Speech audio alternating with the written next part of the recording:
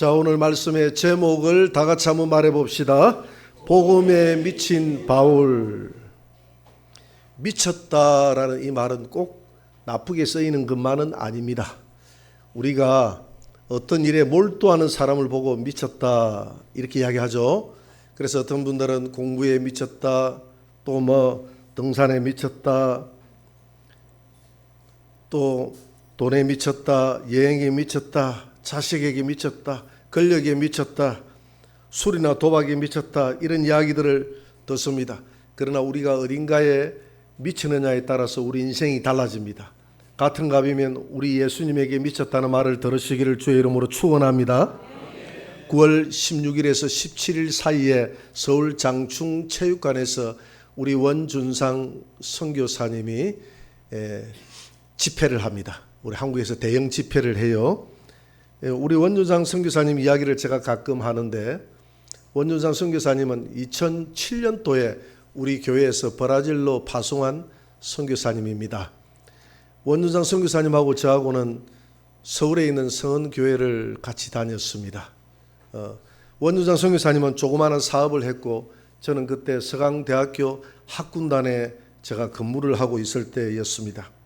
교회를 섬기면서 그 교회에서 평신도 선교사를 파송한다는, 그리고 모집한다는 이야기를 듣고 원준상 선교사님이 선교사에 대한 관심이 있어서 하던 일을 그만두고 교회에 지원을 해서 인도의 선교사로 파송을 받게 됐습니다. 영어가 잘 안 되기 때문에 2명의 일개조로 짝을 지어서 영어를 잘하는 김모 선교사와 함께 인도로 파송을 했습니다. 파송을 했는데 3년 동안 있으면서 한 명도 전도를 못했어요.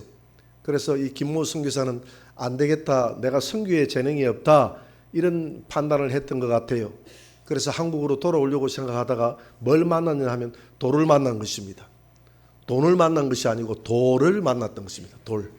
인도에 돌이 좋다고 그래요. 대리석 있지 않습니까? 그 대리석을 가지고 와서 저에게 보여주는데 상당히 좋아요. 그래서 이 김모 선교사는 이 돌을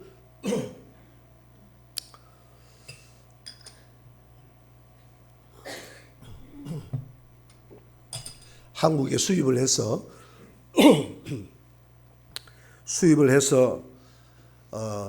하면 돈을 벌겠다라는 생각이 들었던 것입니다. 그래서 원준상 선교사에게 나는 이제 선교 사역을 그만둘련다. 한국에 들어가서 돌장사를 좀 해야 되겠다. 그래서 당신도 언어가 안 되니까 나와 같이 한국에 돌아가자. 그렇게 이야기를 했습니다. 그런데 원준상 선교사는 내가 하나님 앞에 한번 부름받았기 때문에 한국에 돌아갈 수 없다. 내가 비록 영어가 부족하고 말이 잘 안 통해도 여기에 선교에 뼈를 묻겠다. 그렇게 해서 혼자 돌아오고 원준상 선교사는 남겨뒀어요. 그러니까 원준상 선교사는 이 언어도 잘 안 되죠 하니까 하나님 앞에 엎드려 기도하는 길밖에 없었습니다. 하나님, 나를 어찌하여 홀로 내버려 두셨나이까? 어찌하여 선교사로 파송했나이까? 눈물을 흘리면서 매일 기도를 했다 그래요. 기도를 하는 도중에 하루 저녁에 기도를 하고 있는데 주님께서 꿈속에서 성령님의 감동이 있었는데 그 내성 같은 음성이 들리더라고 합니다. 너는 지금부터 성령 사역을 하라. 이런 음성이 들려서 그냥 그 침상에서 자기 말로는 떨어졌다 그래요. 그래서 성령 사역을 어떻게 해야 되나라고 생각하다가 마음의 감동이 오는 대로 사도행전 2장을 펼치게 됐습니다. 사도행전 2장에 보면 오순절날 하나님의 성령이 임하는 모습이 나와 있지 않습니까? 그래서 그 구절을 붙들고 그 지역에 있는 큰 교회를 찾아갔다고 그래요. 담임 목사님을 만나서 언어가 뜨듬뜨듬 겨우 언어가 통하는 그 교회 목사에게 나를 단상에 한 번만 세워주세요. 세워주지 않죠. 당연히 한국에서 이거 신원도 명확하지 않고 아는 선교사도 없고 그것도 또 평신도 선교사라고 하니까 더 세워주지 않습니다. 그런데 간절하게 그냥 물고 늘어졌다고 그래요. 한 번만 세워달라고. 한 번만 세우면 당신 후회하지 않을 거라고. 2번도 말고 한 번만 세워달라고 그랬다는 겁니다. 그래서 그 선교사님이 그 교회에서 한 번 설교를 하게 됐어요. 설교를 하는데 설교라고 하지만은 그냥 영어가 짧으니까 사도행전 2장과 4장을 그냥 읽어줬다고 그래요. 읽어주고 성경에 나와 있는 성령 사역에 대해서 성령님의 역할에 대해서 읽어주고 난 다음에 그리고 짧게 설교를 하고 통성기도를 시킨 겁니다. 그 통성기도 가운데 놀라운 하나님의 역사가 일어났던 것입니다.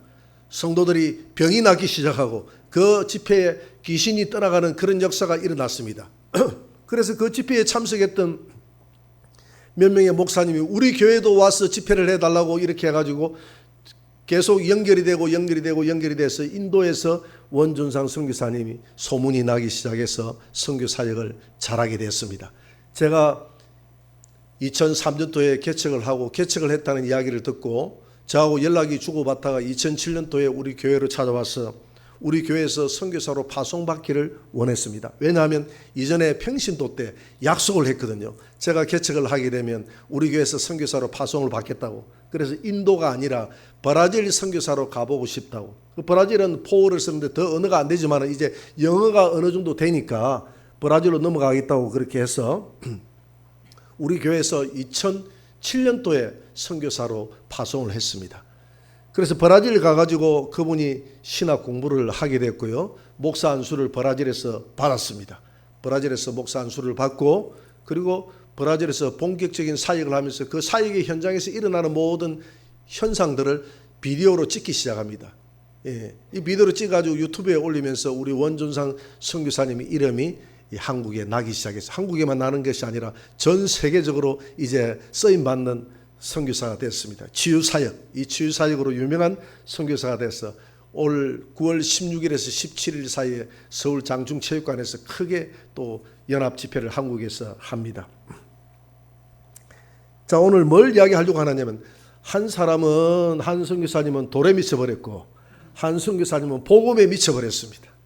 이 복음에 미쳐버렸던 이 선교사님을 하나님이 쓰더라는 겁니다. 하나님이 결국 아무것도 없지만 당시만 의지하고 나아갈 때 하나님이 사용하더라는 것입니다. 오늘 본문으로 돌아와서 오늘 본문에 이 아그리파 왕과 베스도 총독 앞에서 전도를 하니까 베스도가 이렇게 바울에게 말합니다. 26장 24절을 한번 봅니다. 다 같이 읽어봅시다. 바울이 이같이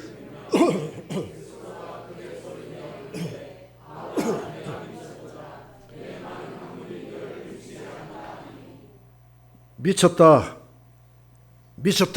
너 정말 미치지 않고서는 이 자리가 어떤 자리인데 이 자리가 왕의 자리고 이 자리가 내 목숨을 오고 갈 수 있는 총독의 자리에서 전도를 한다니 그게 말이 되느냐 이 말이죠. 보통 심장으로 할 수 없는 일 아니겠습니까? 대통령 앞에 가가지고 잡혀가가지고 지금 사형 선고를 당하게 돼 있는데 그 앞에서 복음을 전하는 겁니다. 그랬더니 바울이 자기 간증을 합니다. 원래 우리가 복음을 전할 때는 먼저 자기 과거에 내 삶이 어땠는가라는 것에 대해서 간증이 있어야 돼요. 오늘 26장 4절을 한번 봅니다. 다 같이 읽어볼까요? 시작.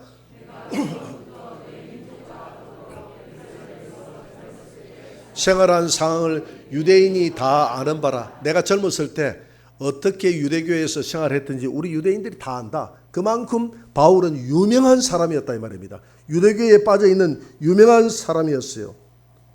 그래서 그가 젊었을 때 유대교를 위해서 어떤 열심을 내었는가.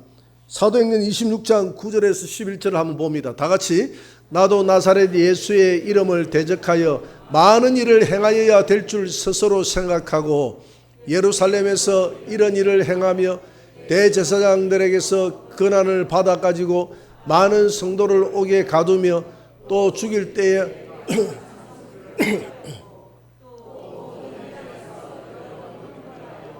강제로 모독하는 말을 하게 하고 그들에 대하여 심히 격분하여 외국 성에까지 가서 박해하였고 이렇게 내가 유대교의 열정적인 사람이었다. 이렇게 열정적인 사람이 내가 어떻게 변했는가를 지금 다음 구절에서 설명하고 있습니다. 여러분 우리가 간증을 할 때는 내 과거의 생활이 어떻게 했는가 내가 어떻게 예수를 만났는가에 대해 설명을 해야 돼요. 사도행전 26장 13절입니다. 같이 읽어봅시다. 왕이여 정오가 되어 길에서 보니 하늘로부터 해보다 더 밝은 빛이 나와 내 동행들을 둘러 비추는지라. 14절입니다. 다 같이 14절을 한 번 더 봅니다. 시작. 우리가 다 땅에 엎드러짐에 내가 소리를 들으니 히브리 말로 이르되 사울아 사울아 내가 어찌하여 나를 박해하느냐 가시체를 뒷발질하기가 내게 고생이니라. 여기서 가시체를 뒷발질한다 이 말은 어떤 말입니까? 그 말이 채찍을 때리고 하니까 뒷발질을 하지 않습니까? 누가 나를 때리나 뒷발질을 하는. 그 뒷발질 하는데 보니까 이 채찍에 가시가 붙어 있어요. 그러니까 자기 뒷발질 해봤자 자기 발만 아프다 이 말입니다. 네가 왜 나를 자꾸 핍박하는데, 네가 나를 핍박해봤자 마치 말이 뒷발질 하는 것과 똑같은 행위다. 네만 아프고 네만 고통스럽지. 15절 같이 읽어봅시다. 다 같이 시작.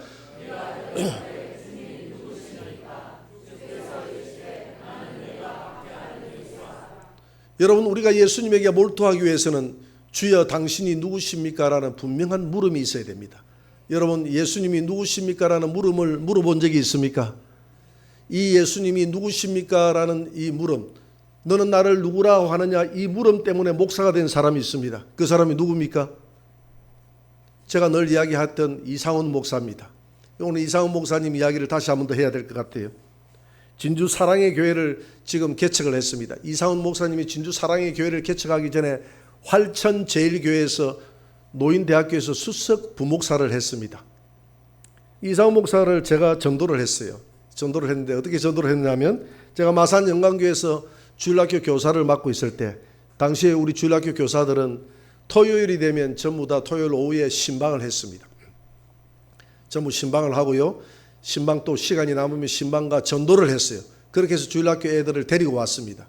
그날도 우리 반 아이들을 신방을 하는데 은정이라는 학생 집을 방문을 하게 됐어요. 근데 은정이가 없어요. 그래서 은정이가 없어서 그냥 집에 문을 닫고 밖으로 나오는데, 젊은 청년 하나가 저를 보더니 누구를 찾고 계십니까? 라고 물어요.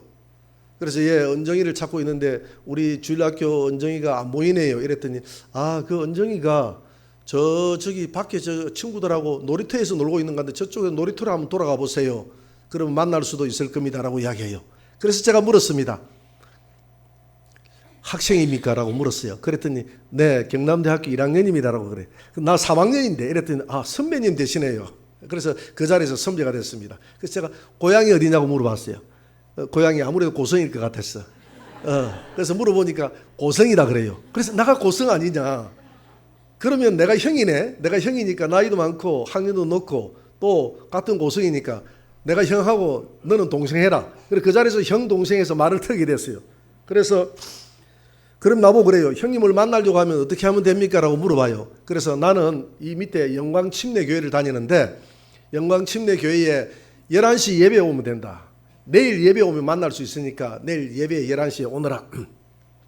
그랬더니 한 10시 50분이나 돼서 막 찬양을 하고 있는데 밖에서 누가 나를 찾는다고 그래요. 보니까 상원이가 왔어요. 그래서 상원이를 데리고 옆에 앉혀가지고 예배를 드리고, 예배 드리고 나면 청년의 모임이 있거든요. 청년의 모임에 가서 상원이를 인사시키고, 그리고 상원이가 말을 참 잘 듣고 교회를 잘 나왔습니다. 이렇게 교회를 잘 나오는데 처음에는 신선한 맛으로 나오는데 나와보니까 별것 없거든. 시시하고 싱겁고 재미가 있을 줄 알았는데, 그러다 보니까 교회를 안 나와. 그래서 내가 또 전화를 합니다. 상원아, 너 교회 나와야 돼. 예, 형님, 네, 이번 주에는 교회 나갈게요. 또 한 번 전화를 하면 교회 나왔다가 또 전화 안 하고 이렇게 하면 그냥 한 달이고 빼먹고, 전화를 하면 또 나온다고 했다가도 그 다음에는 이제 전화를 하는 선배 뭐 고향 이거 약발도 안 먹히더라고요. 그래서 안 나와. 예. 그래서 내가 우리 저 뒤에 앉아있는 김지연 우리 집사님 언니 되는 분이 김미정입니다. 김미정 청년이 키가 자그마나 예쁘장한데 우리 상훈이하고 같은 학년이에요. 그래서 미정아 이리 와봐라. 그래서 너 상훈이 안 노는데 어떻게 해야 되겠노? 이러니까 저한테 맡겨주세요. 제가 데리고 나오겠습니다. 그래, 네가 지금부터 상훈이 바나바를 좀 해야 되겠다. 당분간 정착할 때까지 바나바를 해라. 그런데 보니까 그 다음 주에 상훈이가 나왔어요. 그래서 야, 너 어떻게 해가지고 상훈이를 이렇게 나오게 만들었니? 너 능력이 있다 했더니 제가요 전화를 해가지고 상훈아, 너 죽을래 살래? 너 이번 주에 교회 안 나오면 너 죽는다 이렇게 협박을 했더니 교회를 나오네요. 그래요. 그래가지고 이 미정이 덕분에 상훈이가 교회를 잘 나오게 됐습니다.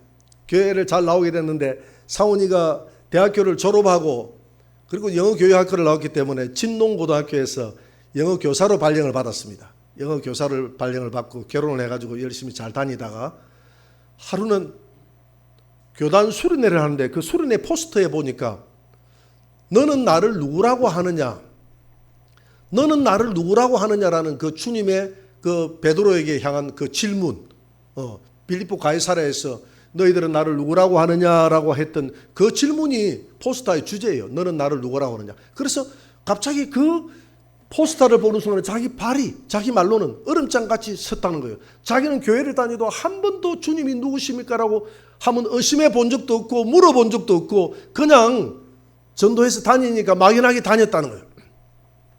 그런데 주님이 누구십니까? 라는 질문을 했다는 거예요. 그 순간에 자기가 막막해지라는 겁니다. 주님이 도대체 누구인가에 대한 확신이 없더라는 거예요.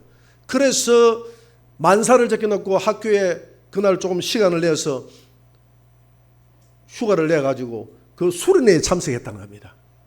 너는 나를 누구라고 하느냐? 거기에서 주는 그리스도시요 살아계신 하나님의 아들이라는 그 분명한 확신을 가지게 됐습니다. 눈물 콧물 다 빼고 그리고 난 다음에 그가 그 고등학교 교사 자리를 박차고 나와서 고신대학원에 들어가가지고 졸업을 하고 목사가 됐습니다.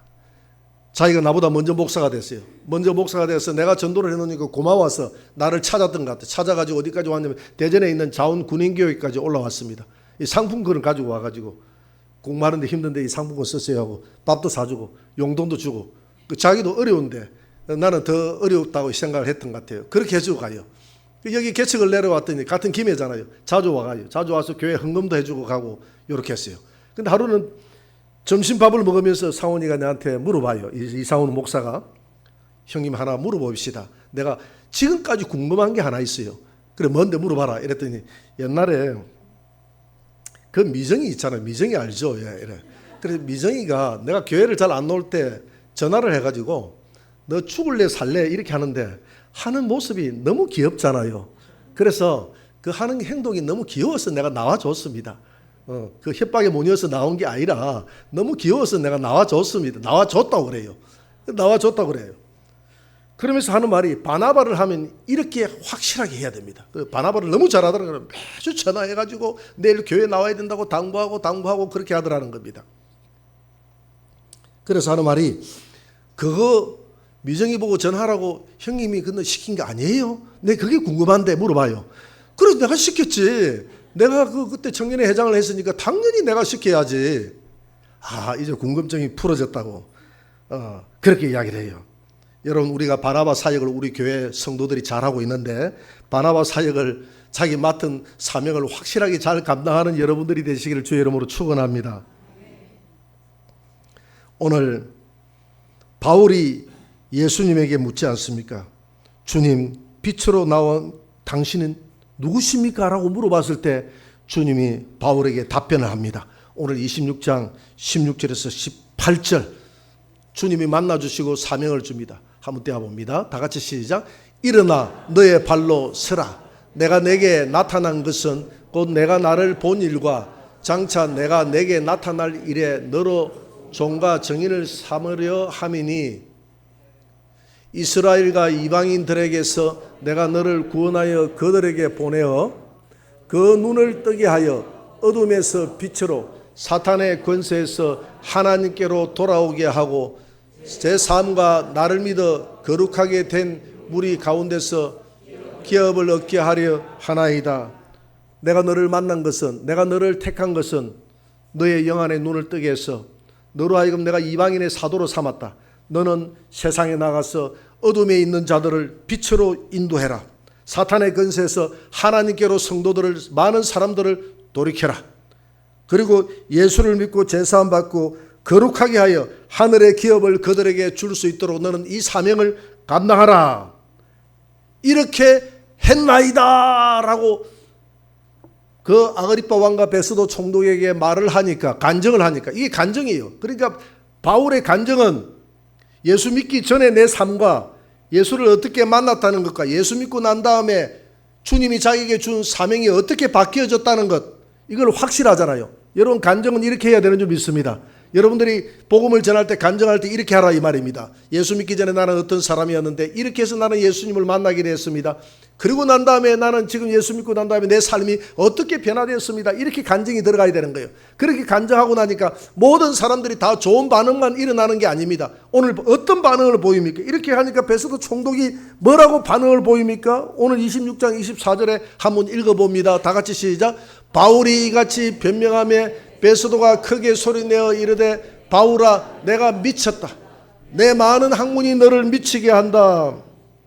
너 미쳤다 미쳤어. 이렇게 하니까 바울이 하나도 지지 않습니다. 여러분 이 정도 되면 지금 내 목숨을 죽이기도 할 수 있고 살리기도 할 수 있는 이 총독이 지금 화가 되게 났다 생각하고 여러분들 같으면 그냥 고개 숙이고 있겠습니까? 달려들겠습니까?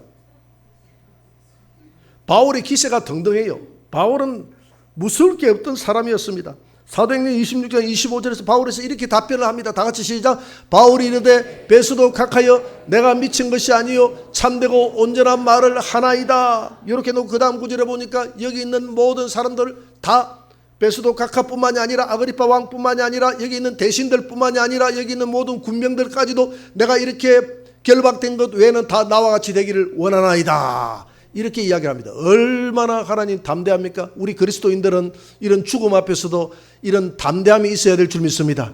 이런 담대함은 자신의 의지에서만 나온 게 아니에요. 하나님께서 이런 담대함을 준 줄 믿습니다. 기도 가운데 하나님 앞에 담대함을 달라고 기도하시기 바랍니다. 그래서 바울은 오직 복음에 미친 사람이었습니다.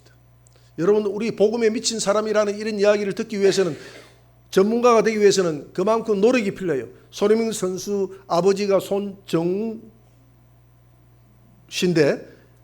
이 손흥민 선수의 이야기를 들어보면 아버지가 자기를 훈련시킬 때요 그 축구에 미치도록 만들었다는 겁니다. 이 축구 볼을 가지고 이렇게 훈련시킬 때 기본기 볼을 안 떨어뜨리도록 하는데 4시간 동안 안 떨어뜨리도록 해요. 4시간을 무려 4시간 동안 침이 마르고 하늘이 빙빙 돌 때까지 떨어뜨리면 또 하고 떨어뜨리면 또 하고 이렇게 4시간을 이렇게 훈련시켰다는 거예요. 한 번만 그렇게 시키는 것이 아니라 매일같이 기본 훈련을 그렇게 시켰다고 합니다. 그렇게 혹독하게 시키니까 손흥민이가 축구의 전문가가 되잖아요. 축구에 완전 미치게 만들었으니까. 여러분 우리가 예수님에게 전문가가 되시기를 바랍니다. 그 분야의 전문가가 되기 위해서는 우리가 미쳐야 됩니다. 우리 말에 대해서 세계적인 권위를 가진 박사가 남병곤 박사라는 분입니다. 이 남병곤 박사는 말을 연구하기 위해서 제주도에 가가지고 수년 동안을 제주도에 가가지고 말 마구간에서 같이 살면서 말을 연구했다 그래요. 그래서 말이 어떻게 잠을 자는가를 연구하기 위해서 낮에 잠을 자고 밤에 말이 잠을 잘 때 같이 잠을 잤다는 겁니다. 밤새도록 말이 잠을 잘 때 자기는 철화를 했다는 겁니다. 말을 잠을 자는 걸 보니까 말은 잠을 오래 안 잔다는 거예요. 7분 내지 8분밖에 안 잔다는 겁니다. 이걸 남병곤 박사가 세계 최초로 발견을 해낸 겁니다. 그리고 남병곤 박사는 말이 컨디션이 좋은 말과 컨디션이 좋지 않는 말, 병든 말과 병들지 않는 말을 그 똥과 오줌을 먹어서 서로 분별을 했다는 거예요. 그래서 똥과 오줌을 수도 없이 맛을 봤다는 겁니다. 그 전문가가 되기 위해서 그렇게 미쳤다는 거예요. 그렇게 하고 나니까 모든 경주마라든지 경주마 같은 경우에 안 달리는 경우가 있다네요. 안 달리는 경우는 넘어져서 안 달리는 경우도 있지만 상대방이 넘어지는 것을 그 경주마가 딱 쳐다봤을 때 충격을 받아서 자기도 안 달린다는 거예요. 그런 것들을 다 치유해주는 박사가 됐다는 거예요. 그 한때는 우리 김정은 우리 북한에 있는 그 위원장이 말을 좋아했지 않습니까? 그 아들 김정은이 아버지가 김정일이죠. 김정일이가 말을 좋아했어요. 김정은이도 말을 좋아하다 보니까 백두혈통이 돼가지고 백두혈통도로 다 말을 타는가 봐요. 그 말을 타고 북한의 그 선전 영화에 보면 막 말을 타고 막 그 북한의 백두산을 막 탁탁 하면서 여정이도 타고 가고 그거 보니까 뭐 현송월이도 타고 가고 다 막 타고 막 그 영상을 내보내대요. 보니까 말을 아주 잘 타. 안에 뭐 안장 하나 해놓고 앞에 아무것도 없이 그냥 끝만 잡고 이렇게 가는데 보니까 말을 잘 타더라고요. 나는 저 몽골에 가서 말 한번 타다가 제가 죽을 뻔했습니다. 선교 여행 가가지고 말 한번 타다가 그 말 타는 코스가 있더라고. 타는데 우리 군인 가족들하고 군인 장교들이 많이 갔습니다. 군인 장교들이 다 운동을 잘하잖아요. 운동을 잘하는데 저도 승부욕이 강해가지고 말을 타고 1등을 가야 되는데 그 공군 중령 한 분이 말을 너무 잘 타는 거야. 말을 하는데 근데 나는 말을 처음 타봤어. 말을 타는데 뒤에 대책을 때려가지고 1등 가라고 아무리 때렸는데 그 말을 못 쫓아가는 거예요. 근데 말을 리듬을 줘야 되는데 나는 리듬이 어떻게 되느냐면 말이 올라오면 나도 올라오고 내려가면 내려가고 올라가면 이렇게 리듬을 타야 돼요. 여러분 알겠습니까? 이 리듬을 타야 되는데 나는 어떻게 됐냐면 말이 올라오면 나는 내려가고 말이 내려가면 난 올라가고. 그러니까 엉덩이가 나중에 다 까져가 피가 다 나가지고 엉덩이 온 엉덩이가 다 까져가지고 피가 흥건하게 젖어 있더라고. 그 내가 1등 갈 기도 하고 그 승부욕 때문에. 괜히 내가 말 이야기했네. 그러니까 사람은 어딘가에 몰두하느냐에 따라서 그 분야의 전문가가 된다는 겁니다. 그 분야의 전문가가 된다는 거예요. 바울이 복음의 전문가지 않습니까? 바울이 복음에 미쳐버린 이유가 있어요. 바울이 복음에 미쳐버린 이유가 간단하게 이야기하면 첫째는 바울은 주님을 만났던 그 간증이 확실합니다. 여러분 예수님을 만났던 간증이 확실하게 되기를 바랍니다. 만났던 간증이 확실하니까 나는 예수다 이렇게 만날 수도 있지만 그렇게 안 만나도 주님을 인격적으로 만났던 그 순간, 여러분들이 주님을 만났던 그 순간들을 회상을 해야 됩니다. 회상을 하고 그 순간의 은혜를 붙들어야 돼요. 하나님이 내게 주셨던 은혜를 붙들어야 됩니다. 그래서 바울은 주님을 만났을 때 자기 안에 있는 죄가 보였습니다. 자기 안에 죄가 보이기 시작하니까 바울은 어떤 생각을 하느냐 하면 주님이 나를 만나서는 안 돼요. 나는 주님을 핍박하는 사람이고 나를 핍박하지 않는 많은 사람들이 있는데 저 선하고 착한 사람들에게 나는 복음의 빚진 자라는 것입니다. 그렇잖아요. 자기가 예수님이 그 사람들을 만나야 되는데 나를 만나줬으니까 나는 복음의 빚진 자지 않습니까? 그래서 바울은 주님이 자기를 만났던 순간만 생각하면 주님 앞에 부끄럽고 사람들 앞에 부끄러운 거예요. 왜? 자기는 주님을 핍박했고 예수 믿는 사람들을 잡아 죽이는데 앞장섰던 사람인데 주님이 나에게 만나주셔서 나 같은 죄인을 구원해 줬으니. 그러니까 예수를 만나고 자기 죄가 더 크게 느껴지는 사람일수록 주님을 사랑하는 줄 믿습니다. 죄가 크다고 생각하는 사람일수록 주님을 사랑하는 거예요. 내 죄가 작게 보일수록 주님을 조금 덜 사랑하고.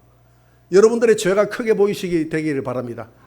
왜냐하면 많이 탕감받은 자가 많이 사랑한다고 주님이 그랬잖아요.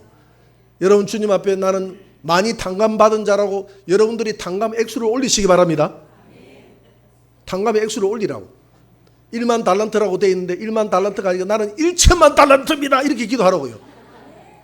그렇게 하면 네 마음은 안 그런데 그래도 계속 그렇게 하다 보면 주님 앞에 그렇게 된 것 같은 느낌이 들어요. 그렇게 해서 내가 많이 탕감받았다는 것을 주님 앞에 인정을 받아야 돼.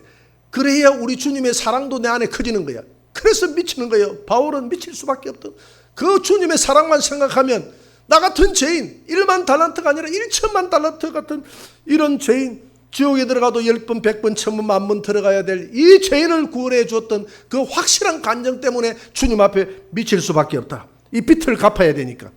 두 번째로 그는 살아가면서 체험이 확실했습니다. 예수를 믿고 난 다음에 우리는 수많은 체험이 있습니다. 여러분 체험을 놓치지 마시기 바랍니다. 주님께서 유월절 어린 양을 먹고 난 다음에 뭘 먹으라고 그래서 쓴나물을 먹으라고 그랬거든요. 쓴나물을 먹으라는 이 말은 유월절 양과 함께 먹으라 이 말은 유월절 양을 오늘 너를 살리기 위해서 이 양이 너를 위해서 희생했다는 이 순간을 네가 살아가면서 잊지 말라고 쓴나물을 먹으라는 것입니다. 여러분 예수님이 우리를 구원했던 구원의 은혜와 감격 매 순간순간마다 우리에게 은혜를 얼마나 줬습니까? 지난 시간을 한번 돌이켜보세요. 우리가 기도했을 때 얼마나 많은 응답을 받았습니까? 그런데 응답을 받고 나면 그 순간에는 기뻐지는데 좀 지나고 나면 잊어버려요. 여러분 잊지 마시기 바랍니다. 사도 바울은 그 살아가면서 자기 체험을 늘 돌이켰습니다. 고린도후서 12장에 보니까 셋째 하늘에 내가 올라갔다고 그랬습니다. 바울이 체험했던 그 체험들은 이루 말할 수 없어요. 죽음의 순간에 건져주셨고 매 순간순간마다 성령님이 인도해 주셨던 그 간증들은 이루 말할 수 없지만 대표적인 간증이 하늘의 삼성전에 하늘에 가서 가히 들을 수 없는 하나님의 음성을 듣고 하나님의 보좌를 보고 천사들을 보고 사후세계가 있다는 확신을 가지게 됩니다. 확신을 가지게 될 때 너무 좋은 것을 보고 이 땅에 오니까 이 땅에 그것이 안 보이는 거예요. 너무 좋은 것을 보고 나면 안 보이는 거예요. 누가 그러대요. 옛날에 극동방송을 들어보니까 어떤 분이 우리나라 금강산을 보고 저 호주에 있는 모 박사님이 금강산을 보고 금강산에 반해버렸어요. 그러면서 하는 말이 금강산은 살아 생전에 가면 안 된다. 죽기 직전에 가야 된다. 이렇게 해요. 왜 그러냐고 사회자가 물어보니까 금강산은 너무 아름답고 너무 명산이라 미리 보고 나면 시시해서 다른 게 볼 게 없다는 거예요. 그래서 다른 거 다 구경 다 하고 죽기 전에 가서 보라고 이렇게 이야기하더라고요. 그 정도로 아름답다고 그래요. 나는 금강산을 안 가봐서 나는 모르겠다. 나는 안 가봐서 모르겠어요.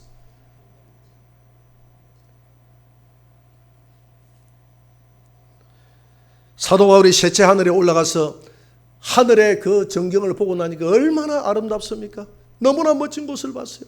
너무나 멋진 것을 보고 이 땅에 오니까 이 땅의 것이 보이지 않는 거예요. 이 땅의 것이 만족이 안 되는 거예요. 오직 하나님 나라를 위해서 살아야 되겠다는, 하늘에 있는 저 집이 내 집이라는 생각 때문에 그는 그의 서신서를 읽어보면 매 순간순간마다 상 이야기를 합니다. 나의 달려갈 길과 주 예수께 받은 사명, 은혜의 복음 전함을 마치려면 나의 생명을 조금 더 귀한 것으로 여기지 아니하노라 하면서 하나님께 나아가는 자는 하나님이 살아있는 것과 또 그를 찾는 자들에게 상 주시는 이심을 믿어야 할지니라. 달리게 하는 자들은 많은데 상 얻는 자들은 하나밖에 없음을 너희들을 기억하라. 이제부터 의의 면류관이 나를 기다리고 있다. 그는 모든 서신서마다 상과 연관시키고 있어요. 하늘의 상을 봤거든요. 하늘의 상을 보니까 복음이 미치지 않을 수가 없었어. 하늘의 상은 영원한 줄 믿습니다. 영원한 것을 위해서 미치는 자는 복이 있는 줄 믿습니다. 그리고 마지막 바울의 또 안타까운 한 가지 사명은 심판이 있다는 거예요. 히브리서 9장 27절 한 번 죽는 것을 사람에게 정하신 것이요 그 후에는 심판이 있으리니, 이 심판을 믿었다는 겁니다. 심판이 있음을 알게 됐어요. 여러분, 우리가 한 번 죽는 것은 사람에게 심판이 있다는 것을 알아야 됩니다. 심판이 있다는 것을 알아야 돼요. 지옥에서 유황불못에 사람이 세세토록 고난받는다라고 성경은 분명히 기록하고 있습니다. 성경은 분명히 기록하고 있어요. 그 기록된 것을 우리가 임의대로 해석할 수 있는 것이 아닙니다. 있는 그대로 받아들여야 됩니다. 여러분, 한 영혼을 구원한다는 것은 지옥에서 구원하는 것인 줄 믿으시기 바랍니다. 우리 자녀들, 우리 부모 형제들을 지옥에서 건져야 되지 않겠습니까? 성경은 지옥의 존재성을 분명히 설명하고 있습니다. 우리 예수님도 저 게헨나, 저 흰놈의 골짜기 게헨나에서는 매일 불이 탔어요. 저 게헨나에 들어가지 않도록 조심하라. 게헨나는 지옥을 표현했거든요. 지옥을 흰놈의 골짜기에 그 불타는 쓰레기 하치장으로 지옥을 표현했어요. 쓰레기 하치장은 늘 연기가 뭉게뭉게 피어오르고 늘 구더기가 끓고 늘 그곳에 불이 탔던 곳. 지옥은 저와 같이 아무런 희망이 없고 절망이 있는 곳이 지옥이다. 그곳에 들어가지 않도록 주 예수를 믿으라. 할렐루야. 이와 같이 우리가 예수를 믿는 것은 지옥에서 건져주는 줄 믿으시기 바랍니다. 이 세 가지 때문에 내가 복음 전도에 미쳤다고 그랬어요. 미국에서 목회하시는 어떤 목사님의 자기 교회의 복음 전도에 미쳐있는 어떤 그 할머니 집사님의 그 간증 이야기를 제가 들어보니까 이렇게 이야기를 해요. 그 할머니가 미국에서 교포 중에 하나가 공부를 왔다. 젊은 청년 하나가 공부를 왔는데 이 청년이 운동을 좋아해서 그래도 가정이 좀 부유한가 봐요. 그래서 늘 골프를 치기로 좋아해서 골프장에서 골프를 치는데 이 할머니가 골프를 잘 치니까 그래 골프장에서 이 젊은 청년을 만났습니다. 청년에게 음료수도 빼주고 골프 공도 주어주면서 시간 날 때 교회를 한번 가져가니까 다른 것은 다 좋은데 교회 가자는 말은 하지 마세요. 저는 한국에 있을 때 교회를 안 다녔습니다. 이렇게 했는데 이 할머니가 포기를 하지 않는 겁니다. 젊은이, 그러면 오늘은 내가 좋은 곳에 한번 내가 데려갈 테니까 나와 시간을 좀 내자가지고 골프를 끝내고 좋은 곳에 유원지로 데려가가지고 저녁 대접을 맛있게 하고 그리고 난 다음에 이번 주에 교회 한 번만 가죠. 이렇게 하니까 실컷 좋은 곳에 가가지고 실컷 맛있는 거 먹여놓고 교회 한번 가자고 하니까 거절할 수가 없어서 그 청년이 그날 교회로 왔는데 그 시로 이후로 교회에 등록해서 좋은 신자가 된 줄 믿으시기 바랍니다. 그 간증을 하더라고요.